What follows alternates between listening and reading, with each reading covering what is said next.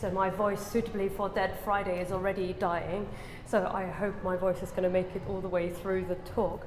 But yes, when people were asking me what I was working on recently, and I said, oh, Victorian children's literature and death, most people were like, you what? It's generally perceived to be quite an unusual combination, children's literature and death. But in fact, it is not all that unlikely, especially talking about the Victorian context. Child death was in the Victorian age still relatively common, although decreasing, which means people still had many children, large families, and there were fewer children dying, so the death of a child was all the more strongly felt when it happened. However, consequently, it's not actually that hard to think of, it's actually quite hard to think of a Victorian novel that doesn't contain a dying child. Let's think, for instance, of Charlotte Bronte's Jane Eyre, in which Helen Burns dies a child. And what Charlotte Bronte stages in this child death is a conversation about spiritual doubts. Or take Thomas Hardy's Jude the Obscure, and the quite chilling suicide and murder of his siblings by Jude's little son, which is out of economical despair. And it already becomes quite obvious that it has a very important narrative function of raising the really big issues of the Victorian age from a seemingly innocent standpoint. This also translates into the 20th century, when we think, for instance, of J.M. Barrie's novel Peter Pan, in which Mrs. Darling, after the disappearance of her children, remembers that she had somehow heard the name Peter Pan before. He writes, at first Mrs. Darling did not know, but after thinking back into her childhood, she just remembered a Peter Pan, who was said to live with the fairies.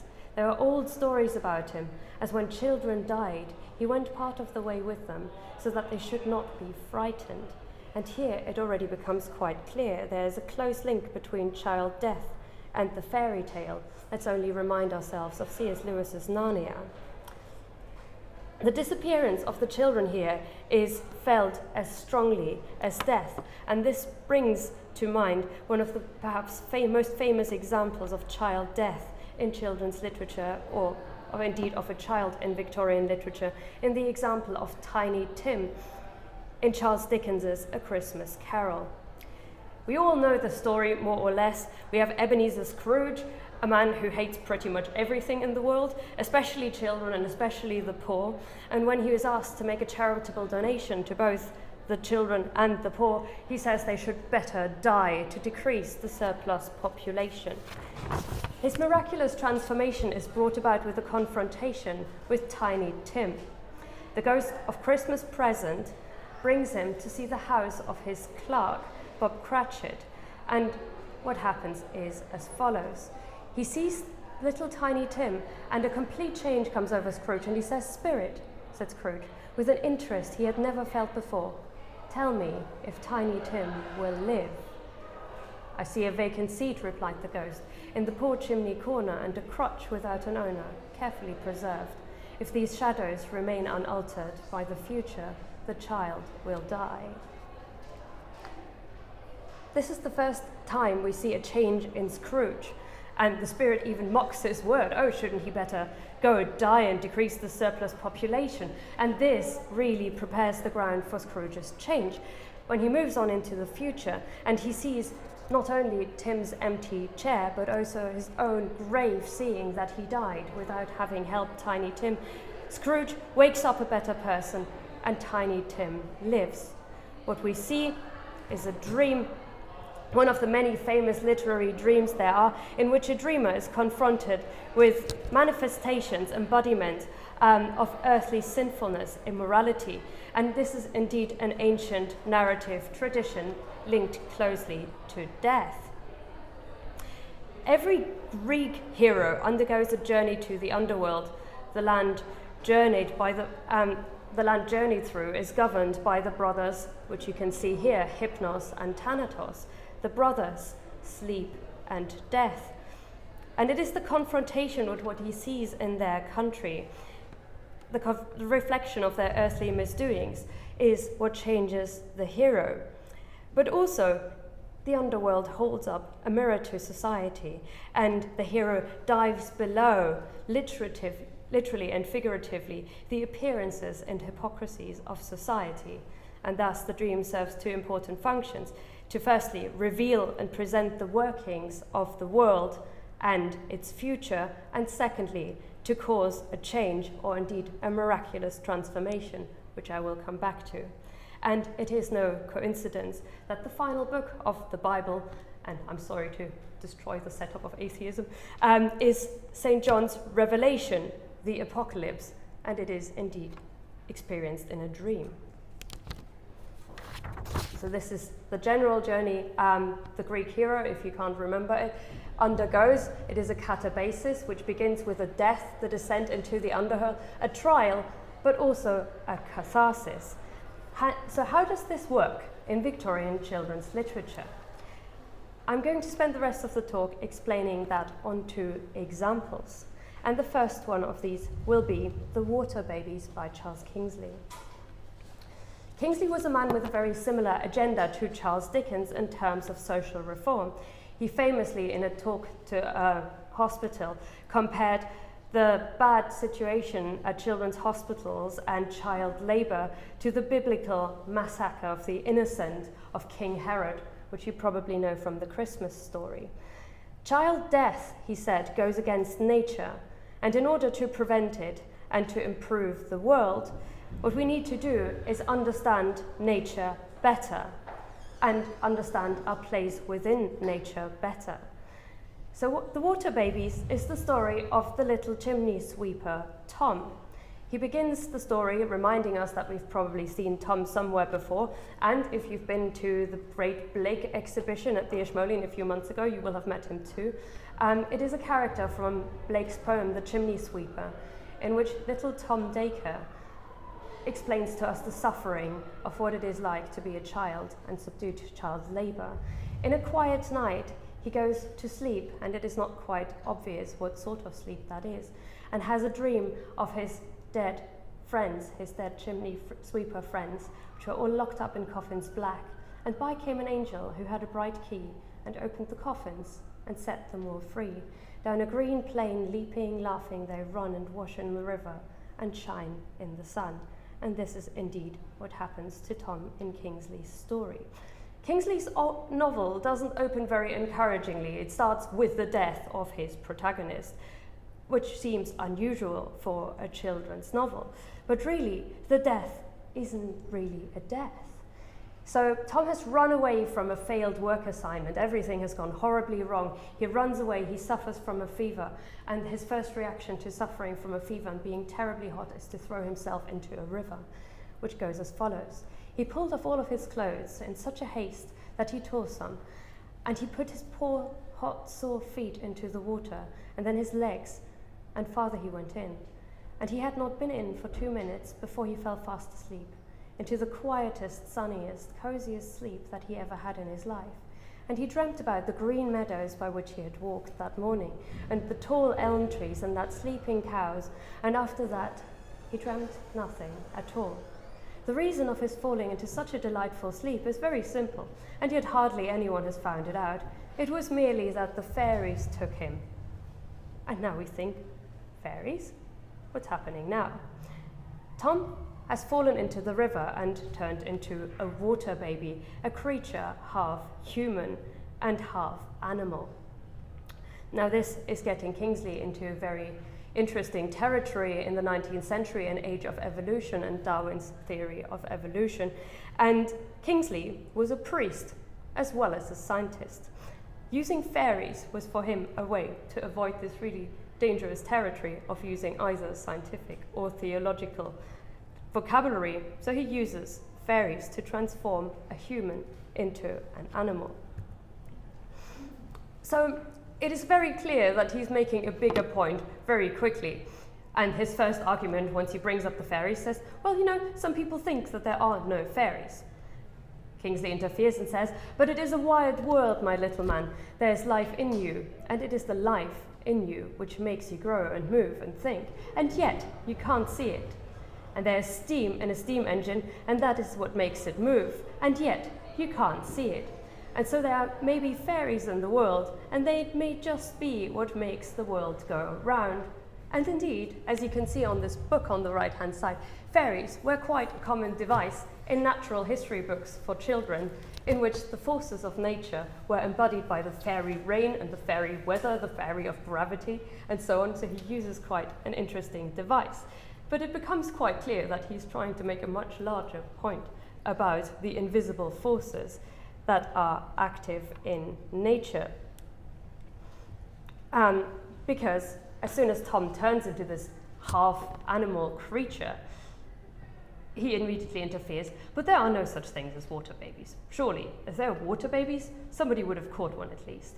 They would have put them into spirits or into the illustrated news, or perhaps cut them in two halves and send one to Professor Owen and one to Professor Huxley to see what they would each say about it, of course, both being famous scientists. Kingsley interferes again and says, "You must not say that this cannot be, or that that is contrary to nature. You do not know what nature is, or what she can do. Nobody knows, not even Professor Owen, or Professor Sedgwick, or Professor Huxley, or Mr. Darwin, or Professor Faraday, or any of the great men whom good boys are taught to respect.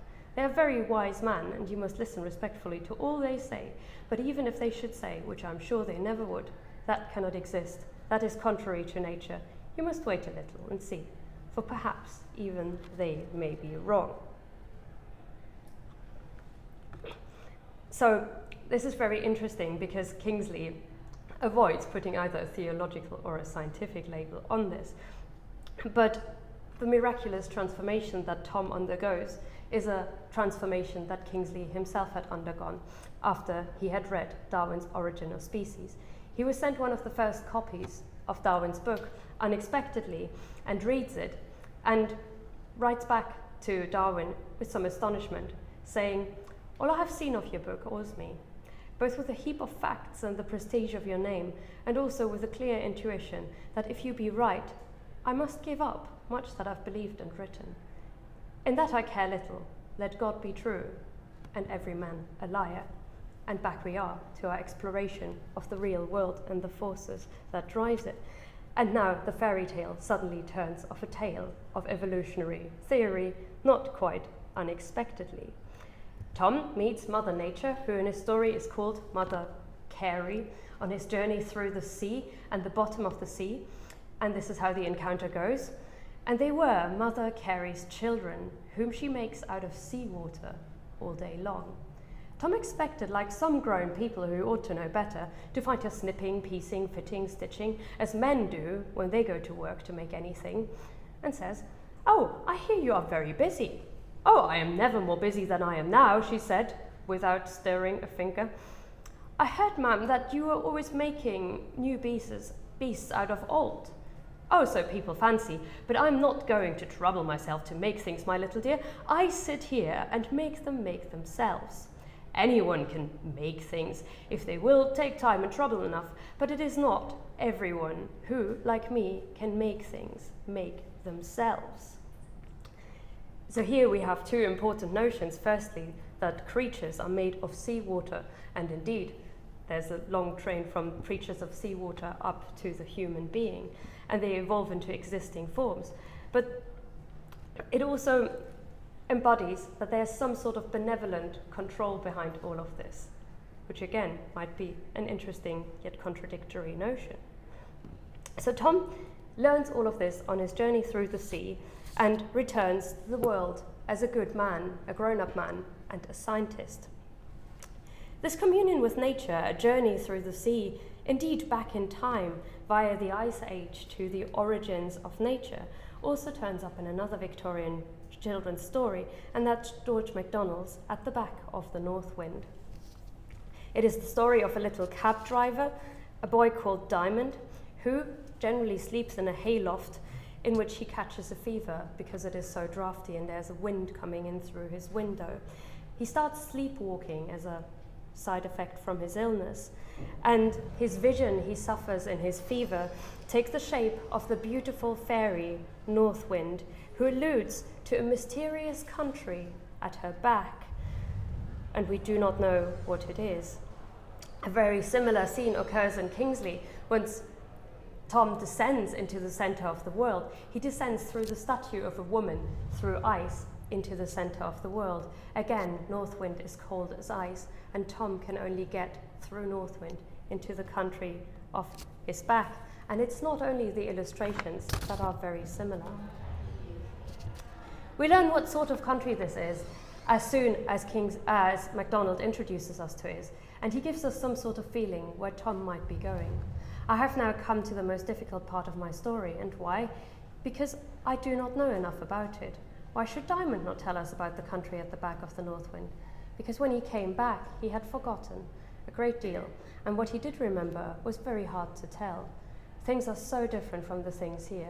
I will tell you something of what two very different people have reported, both whom knew more about it. The Italian, Durante, this of course being the name of Dante, an elderly man informs us that he had to enter the country through a fire.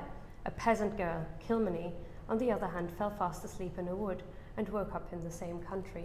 And through the conjunction of the divine theory, the Divine Comedy, with the poem of Kilmeny, a peasant girl who falls asleep in a fairy forest and again gets taken by the fairies, he blends the afterworld, the afterlife, with nature. And MacDonald, interestingly, just like Kingsley at the start of his story, hesitates to use the word. When on one of their dream journeys, diamond journeys over the sea, North Wind reveals to him, I have got to sink a ship tonight. Sink a ship? What, with men in it? Yes, and women too. How dreadful! I wish you wouldn't talk so. It is rather dreadful, but it is my work. I must do it. You cannot be cruel. No, I could not be cruel if I would. I can do nothing cruel, although often I do what looks like cruel to those who do not know what I really am doing. The people say I drown, I only carry away to, well, the back of the North Wind. That is what they used a long time ago. Even when Diamond asks North Wind what she really is, MacDonald hesitates again and lets her say, people call me by dreadful names and they think they know all about me, but they don't. Sometimes they call me bad fortune, sometimes evil chance, sometimes ruin, and they have another name for me, which they think is the most dreadful of all. What is that? Asked Diamond, smiling up in her face. I won't tell you that name. Do you remember having to go through me to get into the country at my back? Oh yes, I do. How cold you were, North Wind, and so white. All but your lovely eyes. My heart grew like a lump of ice, and then I forgot for a while, just like Tom does when he is drowning. You are very near knowing what they call me then. You've never seen the land of my back yet.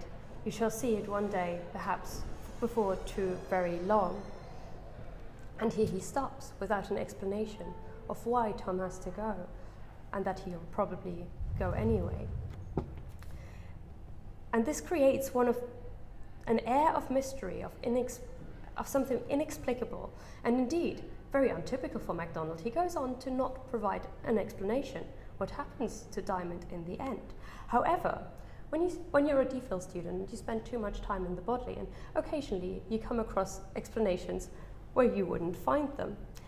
So At the Back of the North Wind was not published as a book. It was published in chapters in Victorian children's periodicals.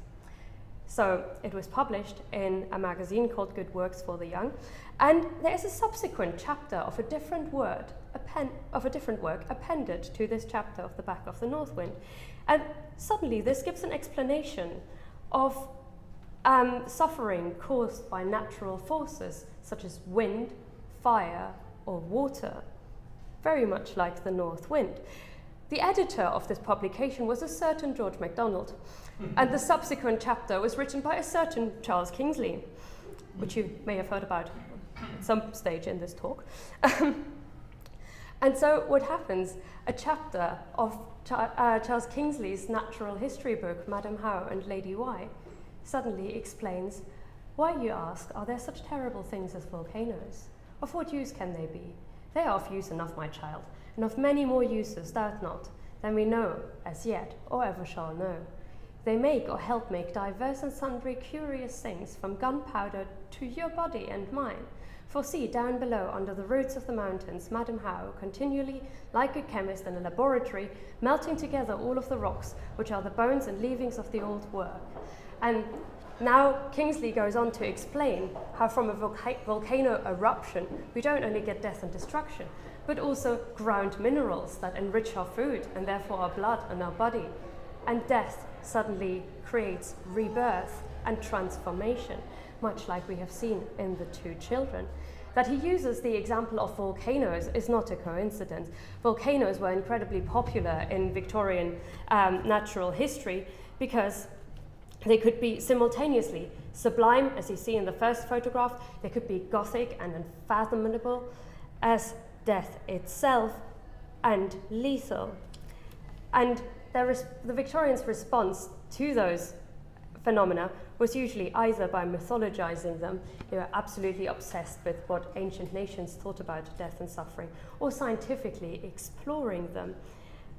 And now think of Tom and of Diamond. They are both. They are indeed microscopic to explore the hidden workings of nature in search for meaning. They are drawing on the mythological to maintain this awe of nature and put man in his place within God's creation. And through the cruelty of child death, they explore the age-old question of the theodicy. Why is there suffering in the world when God is good? In an age of evolution, they express the firm hope that nature, after all, is benevolent. So the explanation Kingsley gives us is, think over again and learn by heart the links of this endless chain of chains. Fire turns into stone, stone into soil, soil into plant, plant into animal, animal into soil, soil into stone, stone into fire again, and then fire into stone again. And the old thing runs more. So it is, and so it must be. For all the things which are born in time must change in time, and die in time, till the last day of our own little earth. So all things change and die, and so your body must change and die, but not yourself. Madam How made your body, and she must unmake it again, as she unmakes all her works in time and space. But you, child, your soul and life, you are of the living God, who gives to each thing its own body, and can give you another body, even as seems good to him. And this is a natural science book. This sort of attitude is mirrored in MacDonald's writing when he concludes at the back of the North Wind. This optimism is reflected in what North Wind says to the dying Diamond. Although I cannot promise to take you home, I can promise you it will all be all right in the end. You will get home, somehow. And thus the book ends. This morning, we found our dear little Diamond lying on the floor of the big attic room, just outside his own door, fast asleep as we thought. But when we took him up, we did not think he was asleep. We saw that, and here the kind-hearted lady broke out crying. May I go and see him, I asked. Yes, she sobbed. I walked up the winding stair and entered his room. A lovely figure, as of white and almost as clear as alabaster, was lying on the bed. I saw at once how it was. They thought he was dead. I knew that he had gone to the back of the North Wind.